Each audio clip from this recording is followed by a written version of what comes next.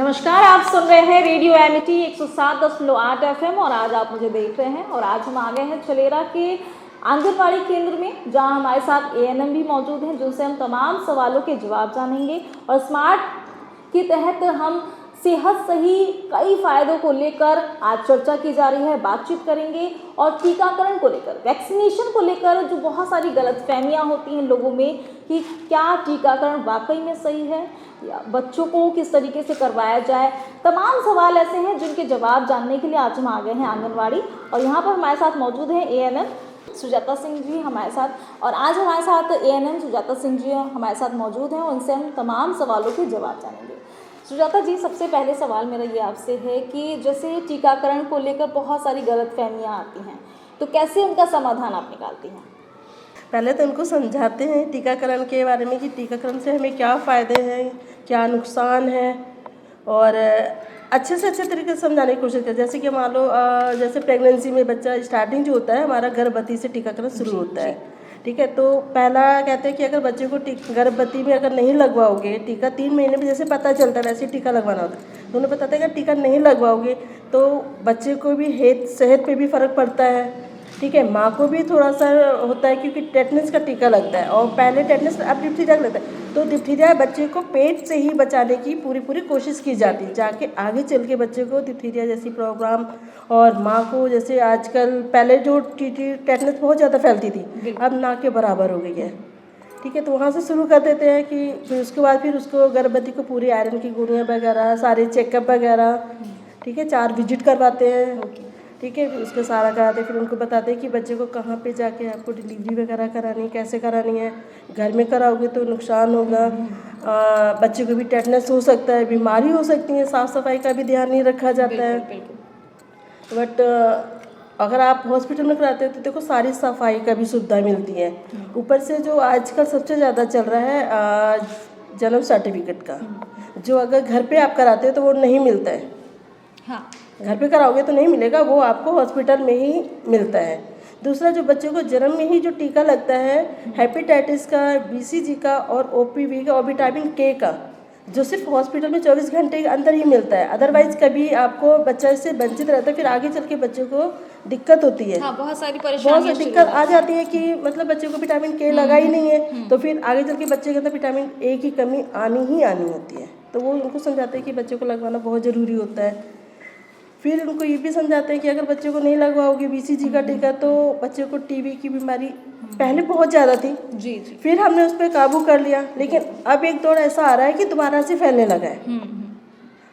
60-70 के बाद बच्चों के अंदर फिर देखी जा रही है कि आजकल तो नए बच्चों में भी टीबी की बीमारी फैल रही है, जी। तो अगर आप नहीं लगवाओगे तो उनके अंदर आने का पूरे चांस है, और नहीं लगवाओगे फिर ये भी है कि आप उनकी इलाज कराते रह जाओगे जो आप उनको सही नहीं करा सकते हो। बिल्कुल, और एक बार सेहत जब खराब होती है, सेहत खराब हो जाती है, सेहत तो जब से ही खराब हो जाती है। अगर आप प्रेगनेंसी में अगर बच्चे को टीका गर्भवती अगर टीका नहीं लगवाती है, माँ टीका नहीं लगवाती है, तो छोटी सी बीमारी वहीं से पनपना शुरू हो जाती है। बिल्कुल। क्योंकि डिप्थीरिया एक काली खांसी जिसको बोलते हैं, और वो अगर बच्चे को गर्भ में ही आके के सपोर्ट करते हैं ताकि बच्चे को ना फैले।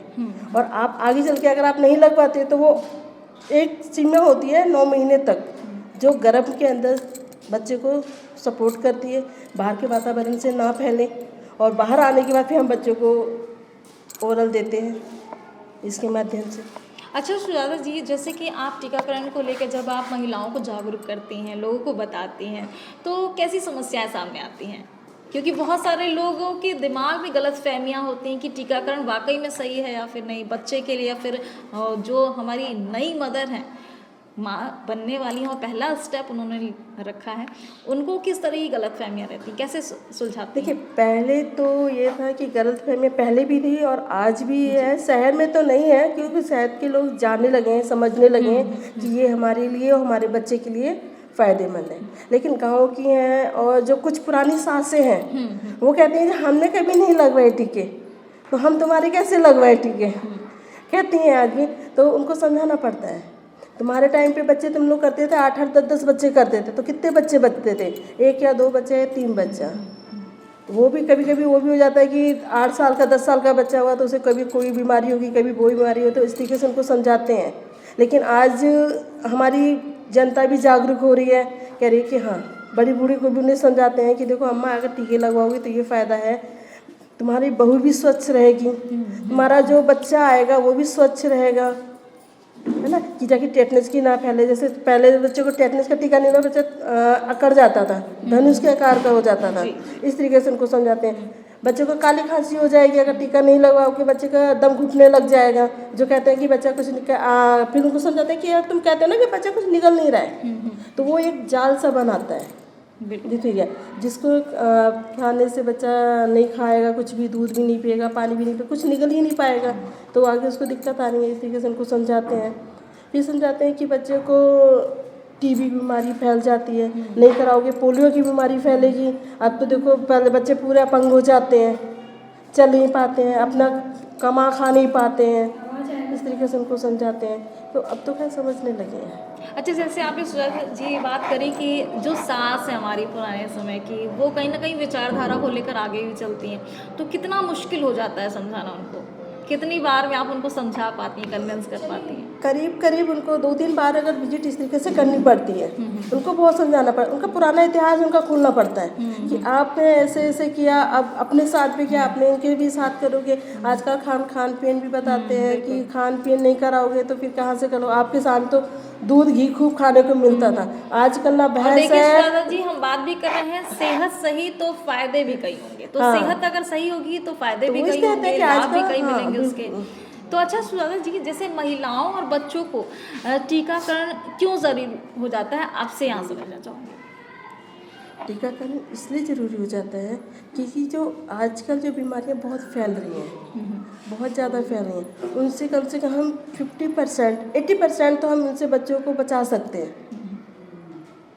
80% बच्चों को अगर हमने बचा लिया तो ये समझो हमने आधी जनसंख्या पे काबू कर लिया है। ठीक है, क्योंकि टीका ही नहीं लगेगा तो बच्चे बीमार होते रहेंगे। टीबी की बीमारी होगी, खसरे की बीमारी होगी, गला घोंटू हो गया, टेटनस हो गया, बहुत सारी बीमारियां, तो ये बढ़ती ही चली जाएंगी।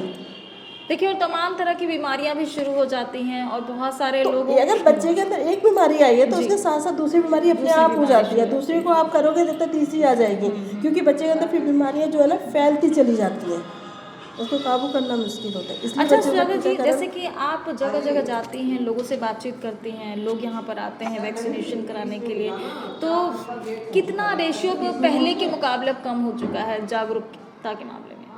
जैसे आपने बताया भी हमें कि अभी पहले लोग जागरूक कम थे। पहले तो मैं ये मान के चलिए आप सपोर्ट 20% ही लोग टीकाकरण कराते थे बच्चों का, और लेडीज अपना भी, जैसे गर्भवती होती 20 से 30% उसमें। आज का टाइम ये आ गया है कि 80-90% लोग टीकाकरण कराते हैं।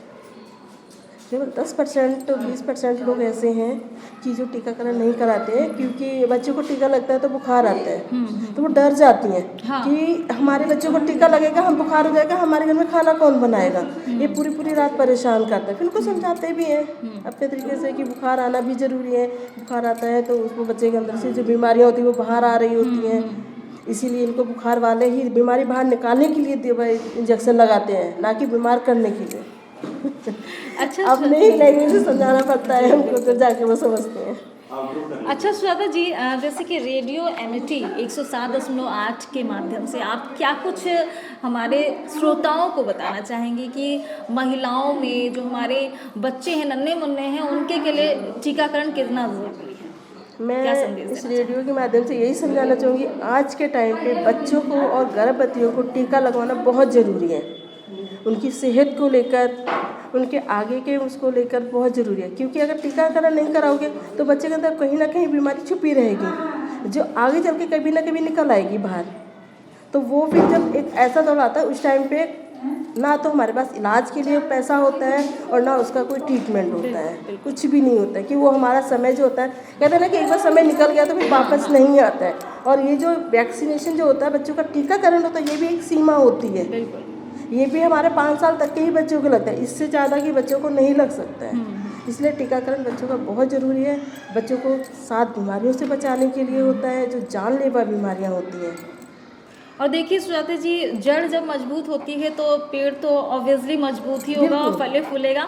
तो सुजाता जड़ जी, तो माँ के पेट से ही हो जाती है, वही जड़ होती है। जब माँ अगर अपना सब कुछ कराएगी, सारा कुछ, तो जब माँ अपना सारा कुछ कराएगी तो वो आगे चल के वो समझने लगेगी, तो वो अपने बच्चे का भी सारा कुछ कराएगी। इसलिए माँ का करवाना सबसे बेहद ज़रूरी है। बहुत बहुत शुक्रिया सुजाता जी आपका हमारे साथ जुड़ने के लिए। और ये थी हमारे साथ एएनएम सुजाता जी, जिन्होंने टीकाकरण को लेकर तमाम जानकारियाँ दी। और ऐसे ही सुनते रहिए और देखते रहिए रेडियो एमिटी 107.8 FM।